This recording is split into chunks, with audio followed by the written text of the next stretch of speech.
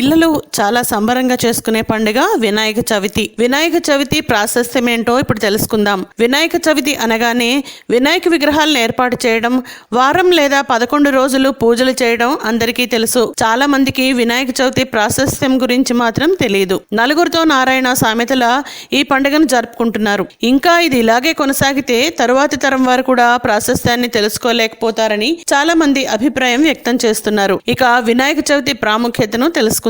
వినాయక చవితి పర్వదినాన్ని వాడవాడలా జరుపుకోవడానికి రెడీ అవుతున్నారు. ఈ సంవత్సరం వినాయక చవితి సెప్టెంబర్ 7వ తేదీన శనివారం నాడు జరుపుకోనున్నారు. సెప్టెంబర్ 7వ తేదీని మొదలుకుని 9 రోజుల పాటు గణేష్ నవరాత్రి వేడుకలను నిర్వహిస్తారు. చిన్న పెద్ద, పేద ధనిక తారతమ్యం లేకుండా ప్రతి ఒక్కరూ వినాయక నవరాత్రి వేడుకలను జరుపుకుంటారు. వినాయక జననానికి సంబంధించి ఒక కథ ప్రాశస్త్యంలో ఉంది. భాద్రపద మాసంలోని శుక్లపక్ష చతుర్థి నాడు గణేశుడు జన్మించాడు. ఆయన పుట్టినరోజునే వినాయక చవితి వేడుకలుగా జరుపుకుంటున్నాం. గణేశుడి జన్మ గురించిన ప్రసిద్ధ కథనం విషయానికి వస్తే, పార్వతీదేవి తాను స్నానానికి ఉపయోగించిన నలుగుపిండి ముద్దతో ఒక బొమ్మను తయారు చేసింది. నలుగుపిండి ముద్దతో చేసిన బొమ్మకు పార్వతీదేవి ప్రాణం పోసిందని చెబుతారు. తాను స్నానం చేసి వచ్చే వరకు ద్వారం దగ్గర కాపలా ఉండమని తనయుడైన వినాయకుడిని కోరి పార్వతీదేవి స్నానానికి వెళుతుంది. వినాయకుడు తన కర్తవ్యాన్ని నిర్వహిస్తుండగా శివుడు వచ్చి తన భార్య అయిన పార్వతీదేవి వద్దకు వెళ్లడానికి ప్రయత్నిస్తాడు. తల్లి ఆజ్ఞను శిరసావహించిన తనయుడైన వినాయకుడు